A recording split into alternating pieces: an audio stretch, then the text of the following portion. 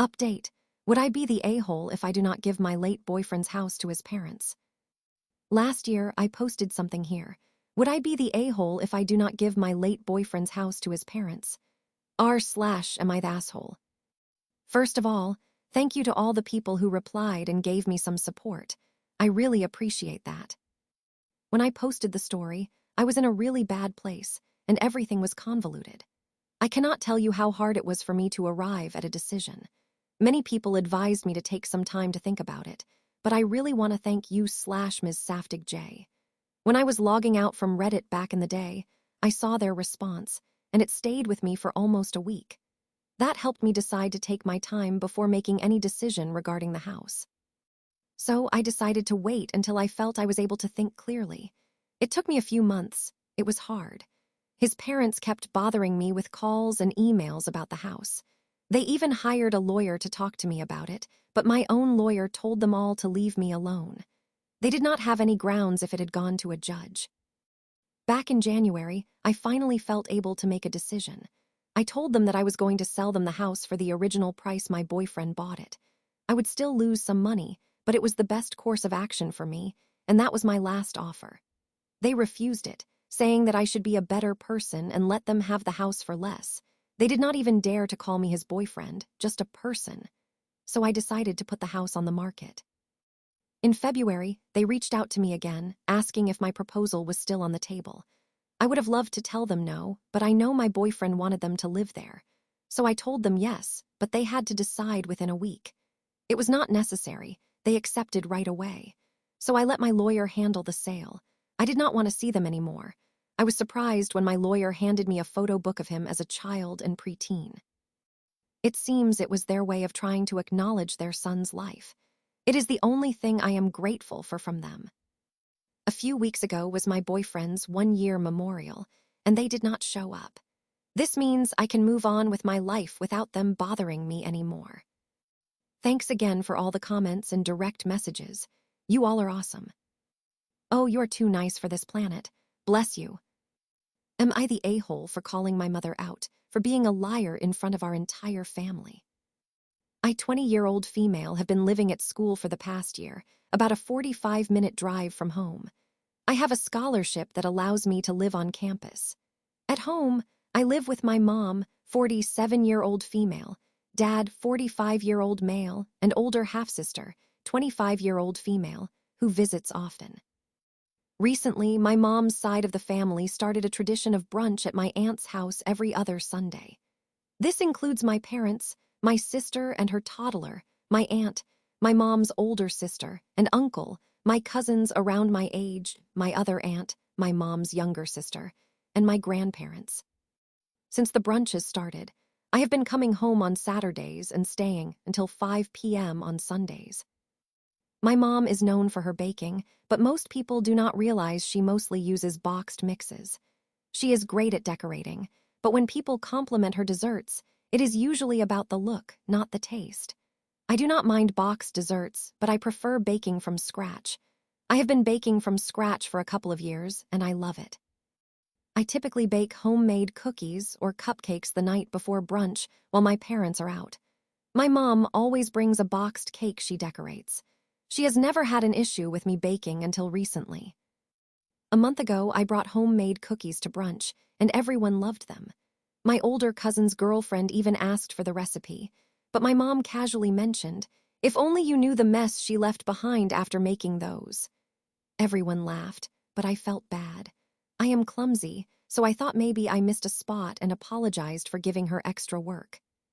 2 weekends ago, I used tablecloths to protect the countertops while I baked, but my mom made the same comment that Sunday. That is when I started to suspect she was exaggerating, so I decided to test it. This Saturday, I baked the cookies at my best friend's house and brought them home in a container. I had not touched anything at my house. When Sunday came, my mom made the same comment about me leaving a mess. I reacted. I was angry, so I do not remember exactly what I said, but it was along the lines of, "Aren't you tired of making things up to make me look bad? I know you're lying because I didn't even bake these here this week." I told everyone I baked them at my friend's house. Silence. My mom was upset all day, saying I was disrespectful and now everyone would think of her as the mom with the mouthy daughter. Afterward, my sister texted me, saying I should not have said anything in front of everyone. My aunt, my mom's younger sister, messaged me, saying my mom does a lot for me and I should not have made it awkward. I told them I was tired of being publicly embarrassed by my mom and that no one ever calls her out. This is not the first time she has embarrassed me or my sister, and I feel like she gets satisfaction from it. Honestly, I suspect she is jealous that people like my desserts more than hers. Now I'm second-guessing myself. Maybe I should have addressed it privately instead of calling her out in front of everyone. So, am I the a-hole for calling my mom out in front of the family? Not the a-hole. Do not let people make you feel bad for correcting lies and advocating for yourself. The next time they say something, ask them what they said to your mom about her tendency to lie and shame her kids. Tell them to keep that same energy when they call her to discuss her poor behavior. Am I the a-hole for asking a friend if she understands wedding courtesy, or else she cannot bring her 4-year-old son, who is on the spectrum? I feel like there are two types of parents in this world. The first type of parent believes, I will not be raising an inconsiderate child. The second type of parent feels, the world should revolve around my perfect angel.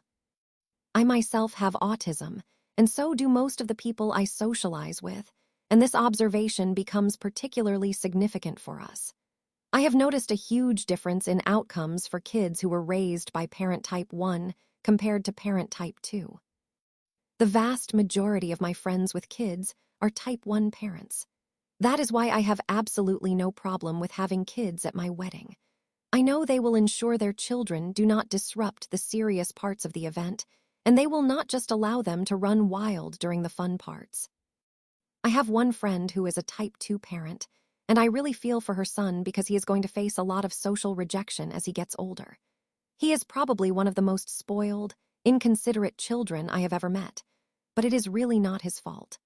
My friend, his mother, is adamant that he should never have to be considerate of others, and she believes all adults and children should just accommodate all his whims and be understanding. So I do not hold it against him, even though he is difficult to be around, because it is truly not his fault. Nobody has ever taught him how to act in any form of interpersonal interaction. That being said, I really do not want him at my wedding, but I cringe at the idea of singling my friend out as the only person whose child cannot come.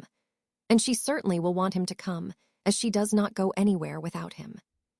The problem is I could see her handing him an iPad and having him play games on it at full volume during the entire ceremony, and she would find it outrageous if anyone had an issue with it, because her son needs it and cannot tolerate headphones.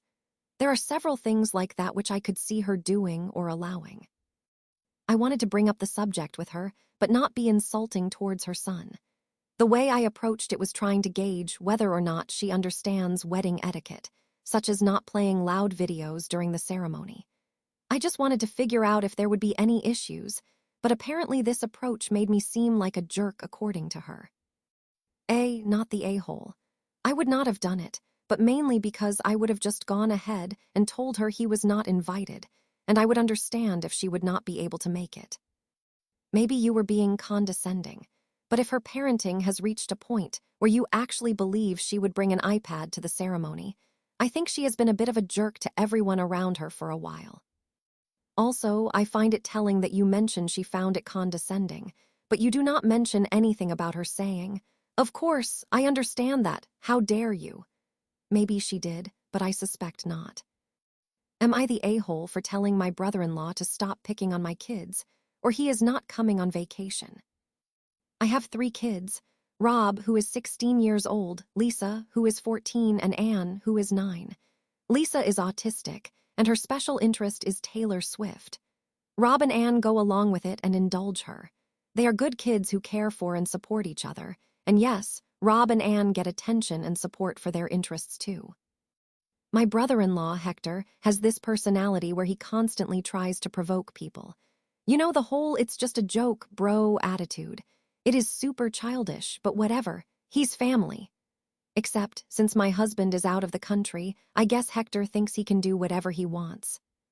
A few weeks ago, He started needling at Lisa by making fun of Taylor Swift using lots of childish name-calling words, intentionally using the wrong term for fans and such. It was just really immature kid stuff. Lisa knows that not everyone likes Taylor Swift, and that some people even dislike her. One of her best friends dislikes Taylor Swift. Lisa is not unable to hear different opinions. She has her own that I am sure she would love to share with you all if you had 4 hours to spare.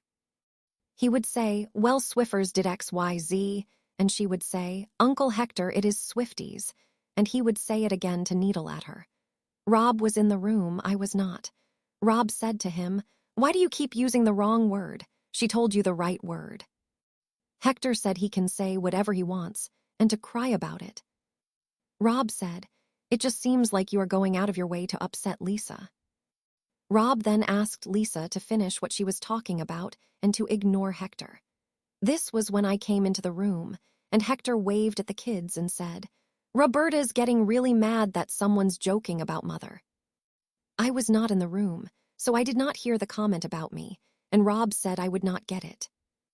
Before I could say anything, Rob said, Bro, did you really just call me a girl's name?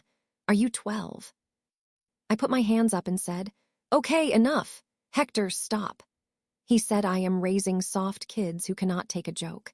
I said he is being so incredibly rude and that he would not be acting like this if my husband were home. I told him that if he wants to still go with us to Colorado in the summer like we were planning, he has to stop now, or he is not coming along. This set him off, and he said I had no right to do that. Yes, I do, and that I am being a controlling person over Taylor Swift. I said no, forget Taylor Swift. This is about you being mean to your niece because her dad is not home. He said, forget you, and good luck next time you have a problem. You are on your own. He took his Costco chicken and left, and I swear he must have immediately gone running to my mother-in-law because she called me to ask what really happened and sighed a lot. I asked her if I was overreacting, and she said she just hopes we can work it out because that trip was all he had to look forward to since he was laid off from work. I dislike causing drama in the family, so am I out of line? Thanks for all the feedback. I have a path forward. It also needs to be said that some of you are just inventing an entirely new story involving Hector losing his job because he has an unpleasant personality. This is entirely fictional. It did not happen. His employer laid off almost everyone because they are struggling financially and likely will not recover. No, it is not the a-hole asterisk. You should be proud of your son for standing up for his sister. The brother-in-law does not deserve to go for being a nasty piece of work.